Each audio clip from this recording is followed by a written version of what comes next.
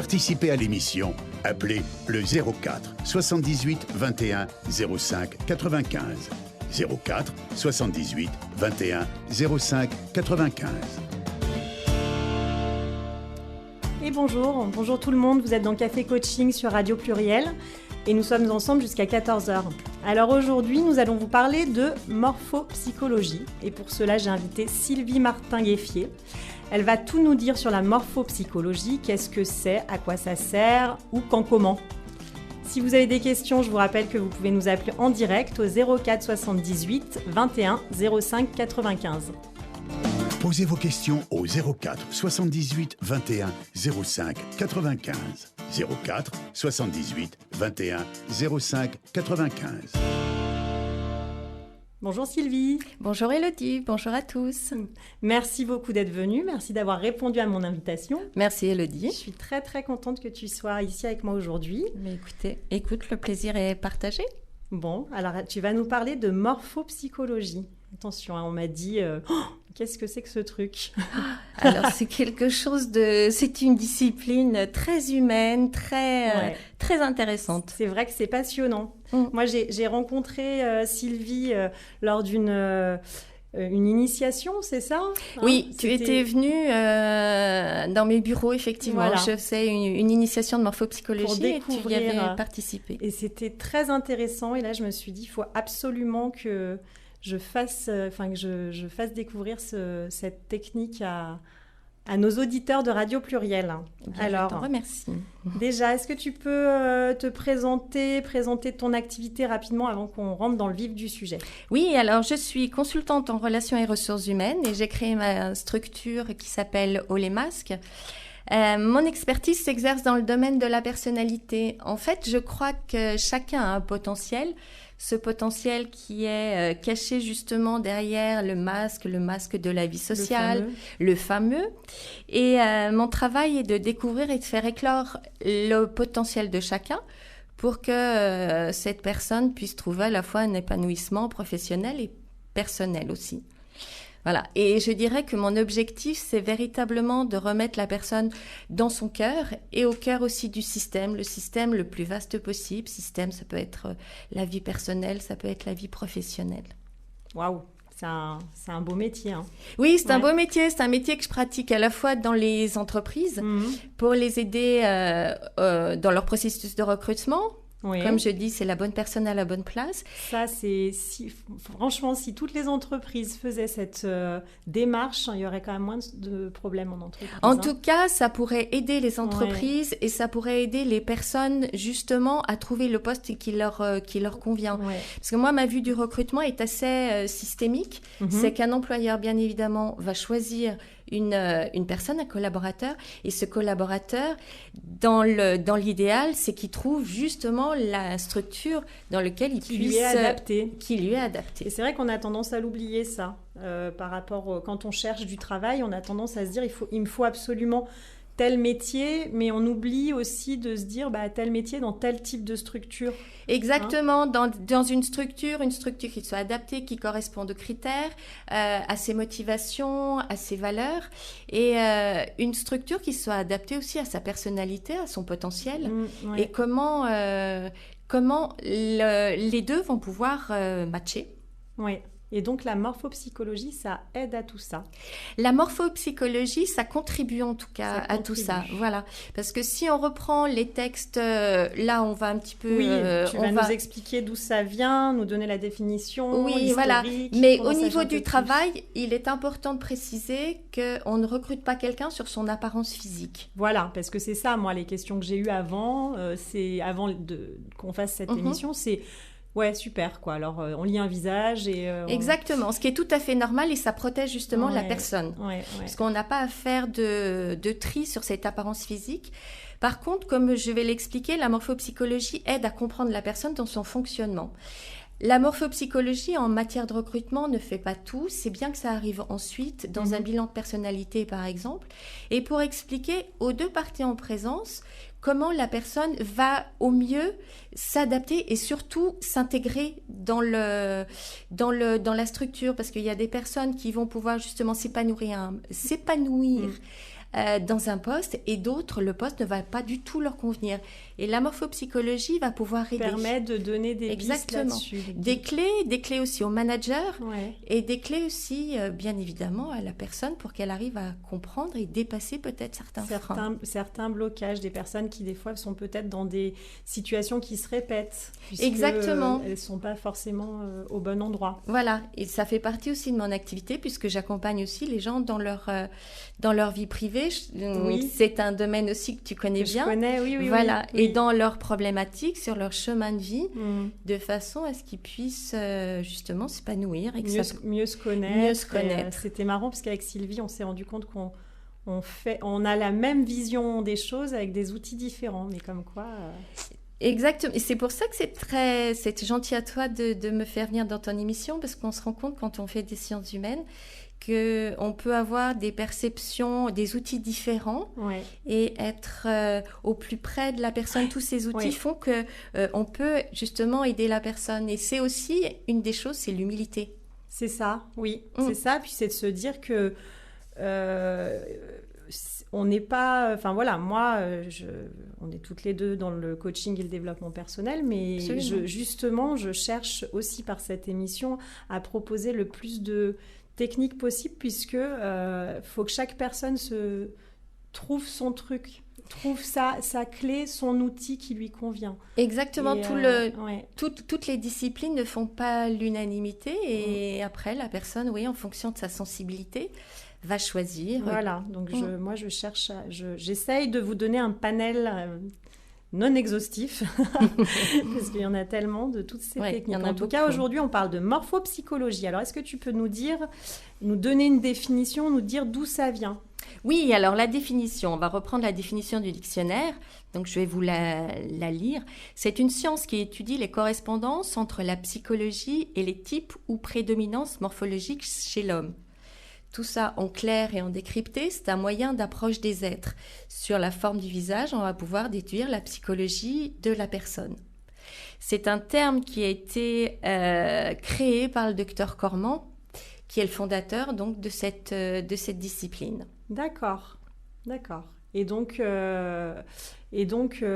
plus concrètement, comment on fait pour ne pas rentrer dans le jugement avec cette technique-là ? La définition précise de ce... Alors, la devise des morphopsychologues, c'est ne pas juger mais comprendre. Voilà. J'avais aimé cette... Voilà, ça c'est la déontologie du morphopsychologue. En fait, le docteur Corman, qui est le fondateur donc de la morphopsychologie, était médecin. Il s'occupait d'un service de psychiatrie adulte, puis ensuite infantile. Et il a mis au point plusieurs tests. Et il lui manquait un outil pour entrer en communication avec ses enfants qui était quand même difficile. Et il s'est dit que le corps et le visage devaient avoir des significations particulières. Et il a repris, pour faire très bref, au niveau de l'historique, il a repris les travaux qui ont été faits depuis la nuit des temps. Ça remonte à Aristote, il y a eu Hippocrate, le XVIe siècle. Et il a repris les travaux de Claude Sigaud, un médecin lyonnais, qui avait déjà parlé d'une correspondance entre le corps et la psychologie de la personne. Et il a trouvé que c'était une approche qui était quand même restée très empirique. Et à force d'observer et de travailler, de recouper plusieurs déductions, il s'est rendu compte que le visage répondait aux mêmes lois de la vie, comme tout organisme placé au milieu de l'univers. Donc que la vie, elle est mobilité, croissance, progression, et que le visage est exactement la même chose. C'est-à-dire qu'un visage placé comme un corps, une personne placée dans un milieu favorable va s'ouvrir, se dilater, alors que dans un milieu ressenti comme nocif, il va se défendre. Donc ça, c'est les bases de cette discipline. Oui, c'est ce qu'on avait vu ensemble, moi, quand j'étais venue à cette initiation, où effectivement, déjà, juste un tout petit exemple, on peut dire qu'un visage il y a le dilaté, le rétracté. Voilà, c'est ça. Nous avons le visage large et le visage long. Ça, c'est les premières choses. C'est-à-dire que dans un milieu favorable, la forme va s'épanouir, va s'élargir. Donc, ça va donner des visages, des cadres. Le cadre, c'est la charpente osseuse du visage. C'est toute la structure. Donc, c'est l'angle mandibulaire, le menton.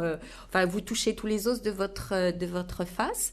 Et donc, nous allons avoir des cadres larges, des cadres longs qui seront empreints de rétraction. Donc, avec beaucoup plus de finesse. Le large, il aura un grand potentiel énergétique, une réalisation, une énergie qui sera disponible très rapidement, alors que le long, qui se sera rétracté, donc qui dit rétraction, dit sensibilité, puisque le milieu est ressenti quelque part comme nocif. Donc l'énergie sera plus secondaire, sera beaucoup plus sensible, beaucoup plus fine. D'accord. C'est intéressant, hein, c'est génial. Voilà. Et tu dois être... Enfin, comment ça se passe justement? Parce que on en a un peu parlé, mais par rapport justement au fait que tu rentres un peu dans cette intimité par rapport au fait d'analyser... Enfin, c'est une analyse du visage, mais les gens, comment le... Tu parlais de déontologie, de...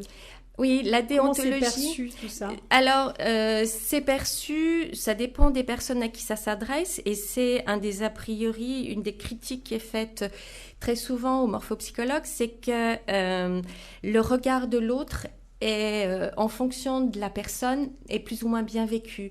Il faut apprendre à observer avec bienveillance, pour pas que la personne se sente en position d'infériorité.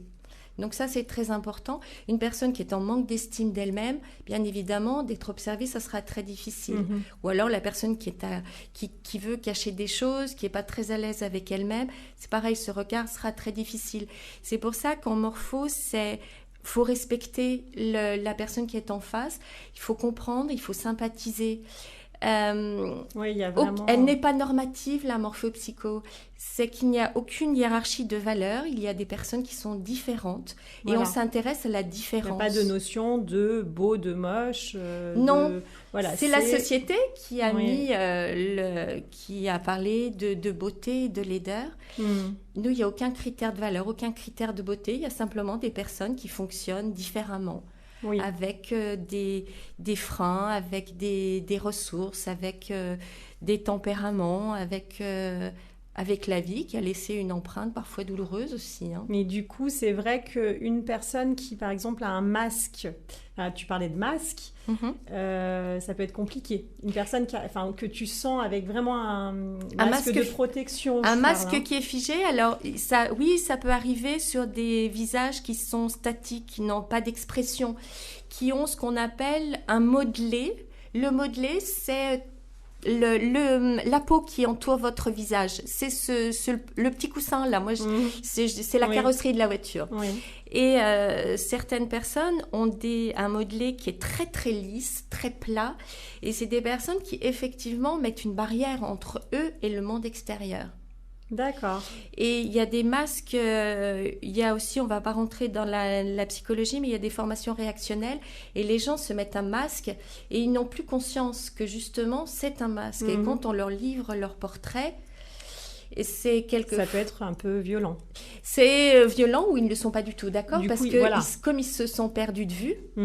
Oui, ils peuvent dire non, mais ça ne me correspond pas du tout. Exactement, comme en coaching, quand tu perçois des choses et que tu vas... J'ai eu le cas. Et que tu délivres une vérité et qu'on te dit non, pas du tout. Non, là, c'est pas moi du tout. Voilà, D'accord. Bon, on y reviendra plus tard. Alors. Oui. Bon, nous aussi, on va y revenir plus tard. On va parler des a priori après. The Cure, Boys Don't Cry.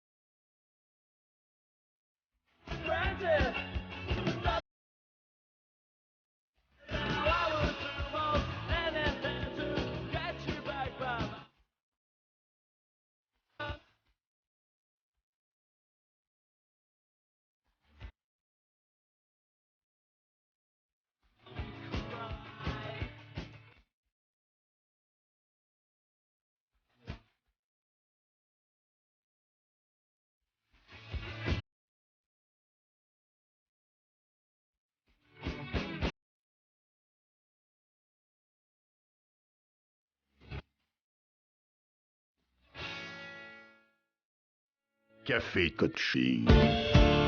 Jusqu'à 14h. Et vous êtes toujours sur Radio Pluriel dans Café Coaching. Alors aujourd'hui, je suis avec Sylvie Martin-Gueffier et nous parlons de morphopsychologie. C'est passionnant. Je trouve aussi. C'est un très bon moment partagé. Merci Élodie. Merci à toi. Alors tu nous as donné la définition, l'historique, on a déjà parlé de plein de petites choses. Et je suppose que comme pour toutes ces pratiques qui sont liées à l'humain, qui sont liées au développement personnel, tu dois être aussi face aux a priori. On en a un peu parlé, mais est-ce que tu peux nous... Oui, les a priori, parce que c'est sur le visage et c'est sur le corps. Donc, les a priori sont effectivement nombreux. Les personnes peuvent être sceptiques. C'est pour ça qu'il est important d'expliquer que c'est une discipline qui est relativement concrète puisqu'elle obéit, ce qu'on a dit tout à l'heure, aux lois de la vie. Maintenant, au niveau des critiques, on en a parlé, c'est le regard des autres. Donc, il faut aussi être bienveillant. C'est un devoir aussi de morphopsychologue d'être très respectueux de la personne. C'est vrai qu'il faut particulièrement trouver les mots, être dans une réelle objectivité, quoi. Exactement. Et tout ce qui est avancé doit être expliqué aussi. Puisqu'on parle de morphopsycho, en coaching, on ne l'explique pas vraiment, enfin, on ne l'explique pas, c'est la personne qui va se livrer. En morphopsychologie, comme d'autres disciplines comme la graphologie, tout ce qu'on annonce doit être prouvable dans la forme. Oui. Voilà. Donc, effectivement, c'est le regard de l'autre. Il y a aussi une autre objection qui est faite, à savoir que si le caractère se lit sur un visage, certaines personnes vont dire mais où est ma liberté puisque... Oui, mais moi c'est vrai que, enfin excuse-moi je te coupe, mais en fait avant de faire cette émission, moi à chaque fois je dis ce que je raconte ma vie, je dis ce que je vais faire. Et c'est vrai que j'ai eu ces réactions-là. Non mais enfin, du coup ça veut dire que en me voyant, on peut savoir qui je suis. Alors on peut pas savoir qui est la personne, parce que toute personne garde bien évidemment son intimité, qu'avec la morphopsychologie, on va pouvoir comprendre le fonctionnement de la personne, son potentiel, ses freins, mais la personne a un libre arbitre, elle est libre de développer ou pas ce potentiel, elle est libre de réagir ou pas, c'est simplement, on va lui livrer telle qu'elle est, et pour arriver à optimiser, mais ça ne veut pas dire que au niveau des capacités, qu'elle ne peut pas en développer d'autres. C'est pas du déterminisme, c'est que chaque personne a un libre arbitre. En fait, tu livres, c'est vraiment ça, tu livres le potentiel. Voilà, je donne des clés.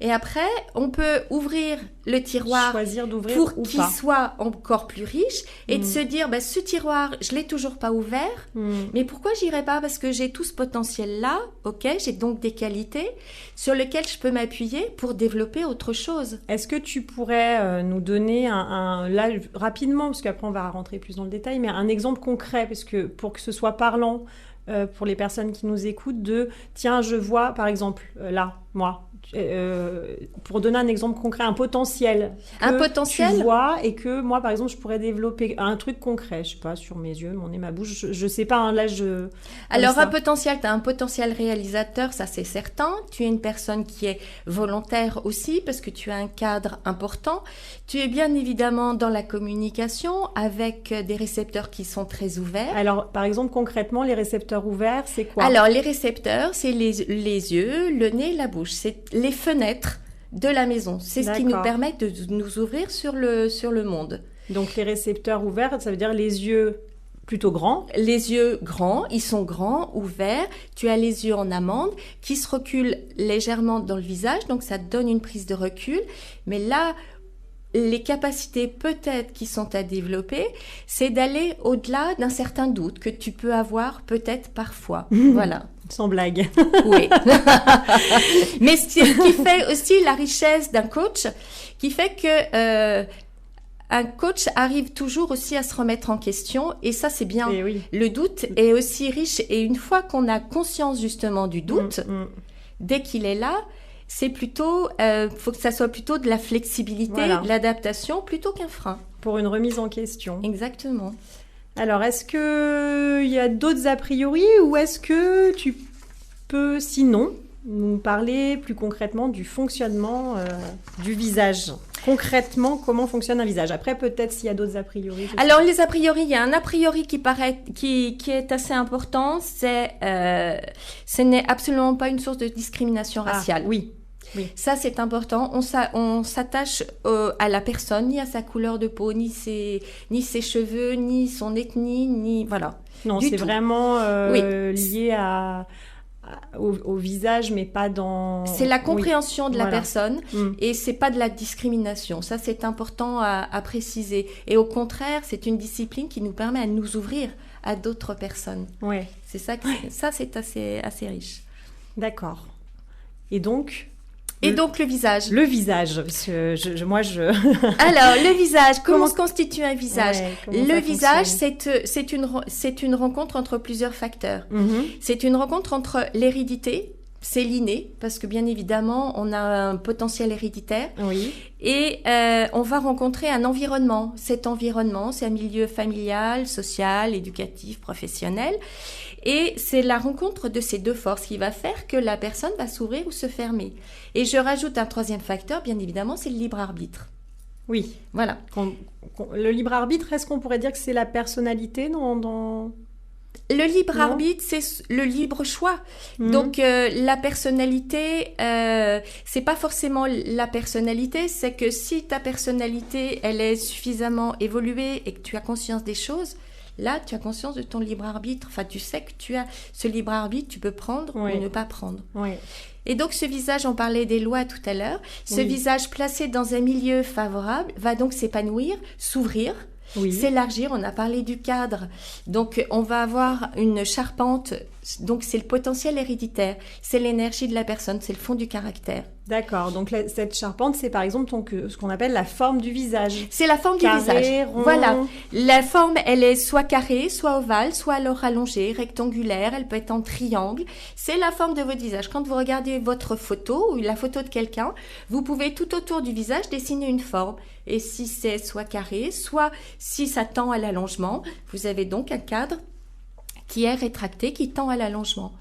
Sur ce cadre-là, vous allez avoir ce qu'on disait, des récepteurs. Des fenêtres. Des fenêtres. Et les fenêtres, comme une maison. Exactement, c'est pareil. Vous avez la charpente et vous avez la maison. Donc, ce qui vous permet de tenir debout, la charpente, c'est l'énergie. Et ensuite, les fenêtres qui vont vous permettre d'aller chercher à l'extérieur des informations, de pouvoir échanger et de laisser voir aussi ce qui se passe à l'intérieur. Toujours en prenant ces lois de la vie, de dilatation, rétraction, ouverture, fermeture, qui va faire que la personne soit va participer au monde extérieur, va s'associer, soit alors va s'individualiser, va se fermer, va s'introvertir. C'est le phénomène de l'extraversion, de l'introversion, tout simplement. Donc c'est vraiment, c'est vrai que moi j'entendais beaucoup quand j'étais venue te voir, où tu parlais beaucoup de rétractation. Rétraction, pardon, et dilatation. Parce que c'est la base. C'est une des lois qui ont pu déterminer plusieurs types. Cormand, il a déterminé différents types qui vont de la dilatation, comme le bébé. Le bébé, en principe, s'il n'y a pas eu de souffrance fétale, il naît dilaté. Dilaté, rond. Rond, totalement rond. Et la personne âgée qui est en fin de vie, en principe, c'est un rétracté puisque les forces, elles déclinent. Oui. Et donc, la vie rentre à l'intérieur. Le bébé, lui, il est dans l'appartenance au monde extérieur. Et le rétracté, il rentre à l'intérieur de lui. Ça, c'est vraiment intéressant. C'est les deux instincts de vie qui cohabitent à l'intérieur de soi. Et quand on le comprend physiquement, on arrive à lire sur son visage ce qui est de l'ordre de l'ouverture ou de la fermeture, de la sensibilité. Parce que les zones en rétraction, tout ce qui est creux et fermé sur votre visage, c'est des zones de vive sensibilité. D'accord. Alors, est-ce que tu peux donner un exemple concret de zone creux? Alors, oui, il peut y avoir de chaque côté du nez une zone qui est enfoncée. On peut, quelquefois, on dit on a des cernes, ou on a les voilà. Donc ça, si c'est momentané, c'est de la fatigue nerveuse, mais ça veut dire qu'on a une vive sensibilité. Très souvent, et ça commence dès l'adolescence, les premiers émois sentimentaux et les premières ruptures font que on va avoir un léger aplatissement de chaque côté du nez. Oui.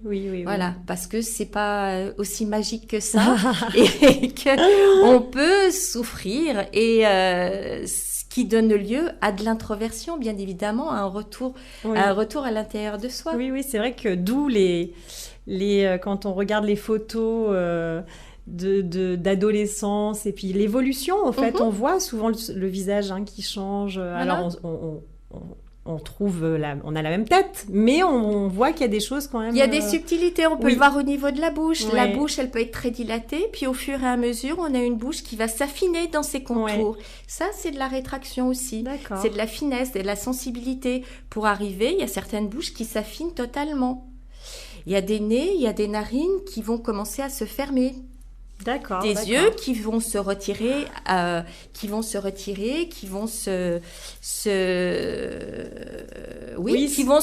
fermer, qui vont s'abriter.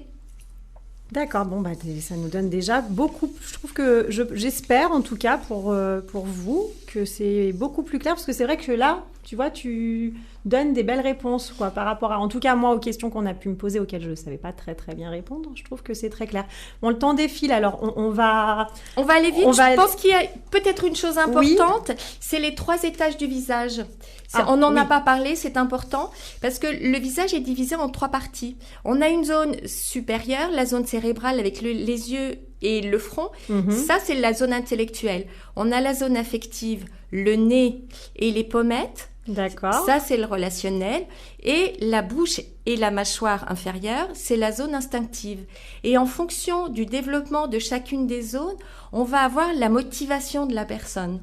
D'accord. Ouh, on a envie de tout savoir après sur soi. Oui, et donc, et moi, comment ça se passe? Mais quand on a fait un peu de morphopsycho, quand on se regarde dans la glace, on peut justement voir son visage évoluer et savoir si on est en difficulté, ce qui évolue et tout ça. Ouais, c'est pour ça que c'est vraiment important, en tout cas intéressant d'avoir déjà ces pistes et ces premières clés. Alors, est-ce que tu peux nous dire dans quel domaine, comment, je ne trouve plus mes mots, les applications de la morphopsychologie, dans quel cadre on peut appliquer cette technique? Ouais. Alors, on peut les appliquer, bien évidemment, au développement personnel, puisque dans le cadre d'un accompagnement, je livre aux personnes un portrait. Ce que je disais tout à l'heure avec potentiel, frein, et puis ça m'aide moi aussi dans une meilleure compréhension de la personne. Ça peut être dans un couple, en famille aussi, pour aider à comprendre le fonctionnement, parce que si on a Madame Large et Monsieur Long, ils n'auront pas du tout la même représentation de la vie. Ah, d'accord, et oui. Et voilà. Et oui. Et donc c'est pour expliquer aussi que Monsieur Long, quand je dis Monsieur Long, c'est un cadre qui est allongé. Ça aurait pu être Madame Long. C'est un visage allongé. Allongé, et Madame Large, c'est un visage très large, carré. Voilà. Et donc, ils auront une perception du monde totalement différente, une façon de percevoir les choses et de manifester les choses différemment. Donc, il suffit d'expliquer que, ils ont des. Mais ça ne veut pas dire que c'est incompatible. Ça veut pas juste, du tout. Ça donne juste. C'est une différence, et comprendre la différence, le monde de l'autre.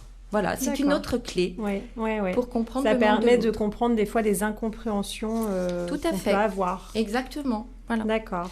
Et puis, c'est utile aussi pour tout ce qui est relations commerciales, interpersonnelles, oui, dans ce domaine-là, c'est vrai que... pour l'enseignement, oui. Pour les thérapeutes, pour les commerciaux, ouais. Pour les avocats, toutes ces professions qui sont en contact direct avec les gens, et pour les aider justement à avoir une compréhension beaucoup plus rapide de leur interlocuteur. Donc, on a parlé aussi du recrutement. Alors, ça arrive c'est pas un moyen de sélection, hein, la morphopsycho. Ça arrive. C'est une clé en plus. C'est une clé en plus. Voilà, ça arrive ensuite. Et ça peut être bien aussi pour des managers, Oui, c'est vrai que moi, je trouve que c'est vraiment c'est un outil qui peut. De toute façon, on est en relation permanente avec tout le monde, avec du monde tout le temps. Ça permet. C'est un peu comme la PNL finalement, non? C'est un peu comme.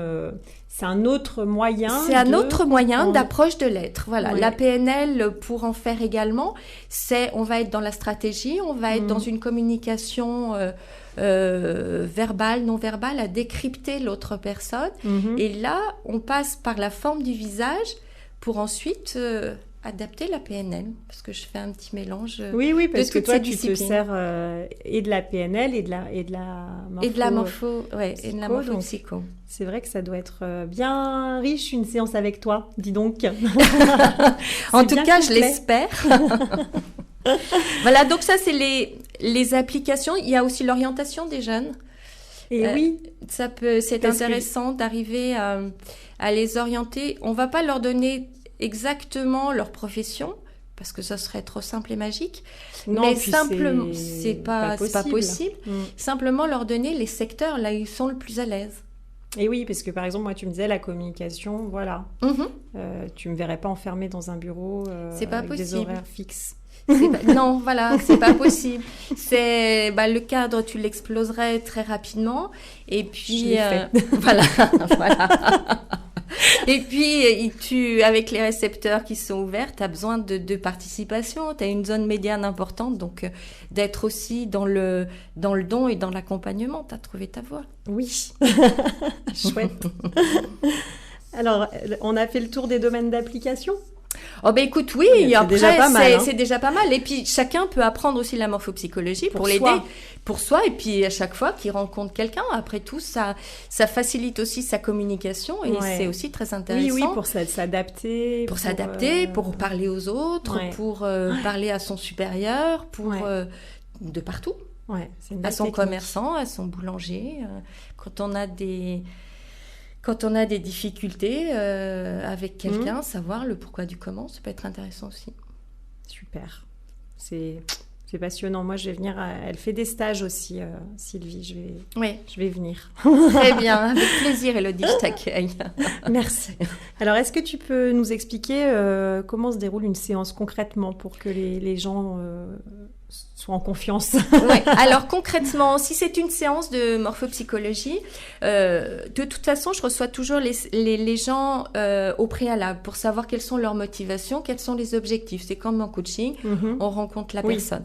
Ensuite, pour la séance, ils viennent et puis nous allons échanger sur des problématiques et en même temps, je vais leur livrer par leur visage les réponses, à savoir leur potentiel, leurs freins, leur zone de motivation, comment ils rentrent en contact avec les autres. Mais j'aurais ciblé par rapport à leurs objectifs. Oui, en fait, c'est toujours lié à un objectif qui est posé. Oui, ou alors la personne veut mieux se connaître. Si oui, c'est possible aussi. C'est un outil de connaissance. Voilà. Ok, donc on part sur le fait qu'elle veut mieux se connaître et je vais décrire la personnalité et ça va être une base aussi d'échange. Après, il peut y avoir le bilan de personnalité. Le bilan de personnalité, j'ai vu la personne dans un premier temps et puis dans un deuxième temps, elle m'aura envoyé des photos. Si c'est couplé avec une autre discipline comme la graphologie, elle m'aura apporté... Elle fait aussi de la graphologie. Ah oui, tu pourrais venir une autre fois pour nous en parler. Tiens. Ah, très volontiers. Ah oui, parler de la grapho, oui. Et pendant cette séance-là, je vais lui poser des questions. J'ai élaboré un questionnaire à base de stratégies, comment on peut l'étudier en PNL. Et puis, pendant ce moment, donc nous allons avoir un moment d'échange et je vais voir la personne dans un troisième temps où je vais lui livrer son portrait. Et là, je vais lui remettre par écrit, parce que là, dans ce cas-là, il y a une remise par écrit, et nous allons échanger autour de ce portrait. Tu rentres dans une analyse. Exactement. Ça, c'est pour ça que j'appelle ça bilan de personnalité. Oui. Dans la première séance, c'est comme ça, c'est par oral. Et ensuite, il y a un bilan où là, c'est plus poussé, plus approfondi. D'accord. Super. Voilà. Je voudrais, on arrive presque à la fin et moi je voudrais qu'on en dise encore plus. Je pourrais revenir, Élodie, si oui, tu vas revenir. Bon, on écoute Je t'emmène au vent de Louise Attaque et on revient.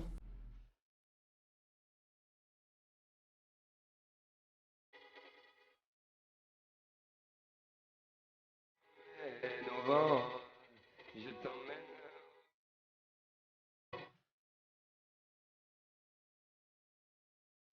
C'est éternel et pas artificiel. Devant, de temps en temps, et je voudrais artificiel, je voudrais que tu m'appelles. Parfois, que tu seras artificiel, je voudrais que tu sois. Je t'emmène dessus des gens. Tu te rappelles notre artificiel.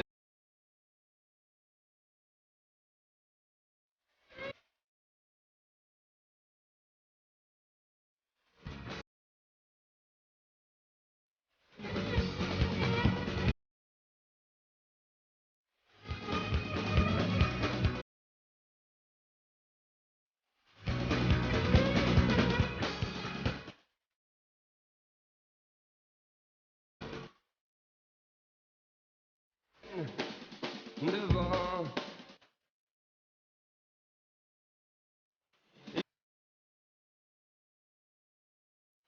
C'est éternel et pas artificiel.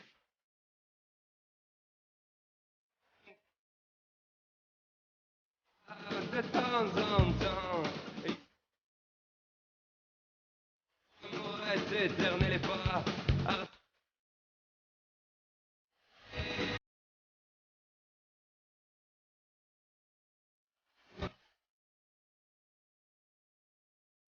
L'amour est éternel et pas devant. De temps en temps, et l'amour est éternel et pas que tu te ramènes. De temps en temps, notre amour est éternel.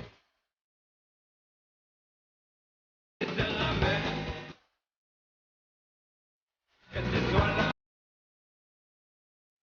et je voudrais que tu te rappelles, notre amour est éternel.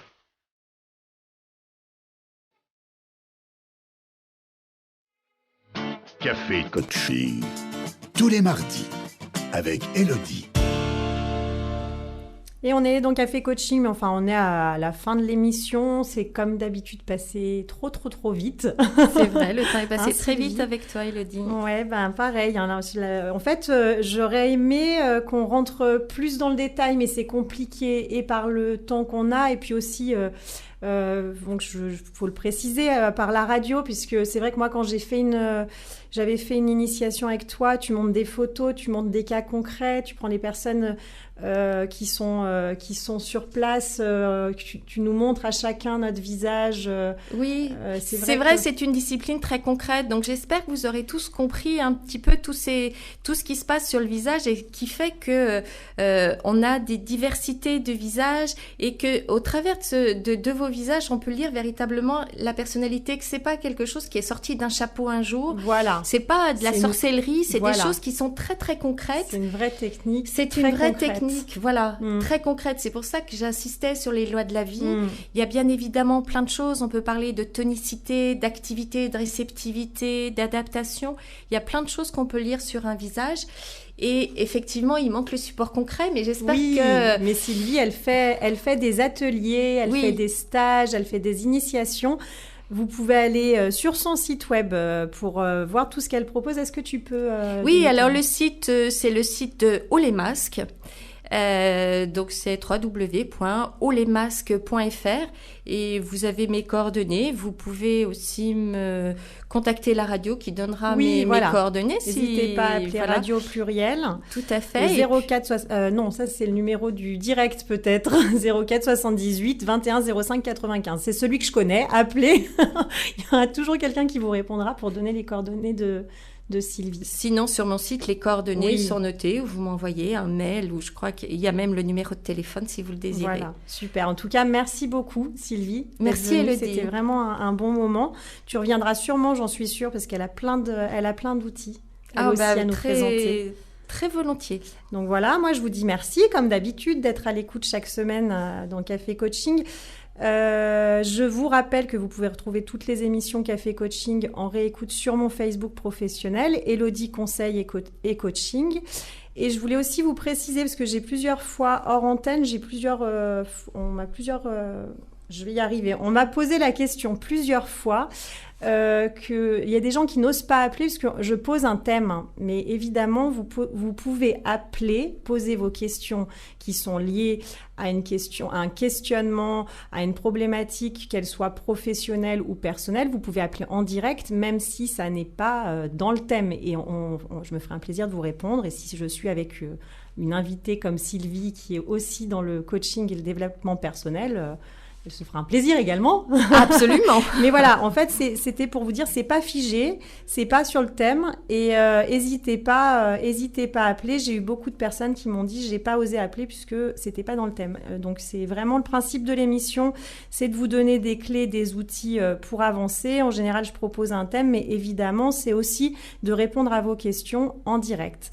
Voilà, je vous remercie en tout cas d'être toutes les semaines à l'écoute et je vous dis à la semaine prochaine.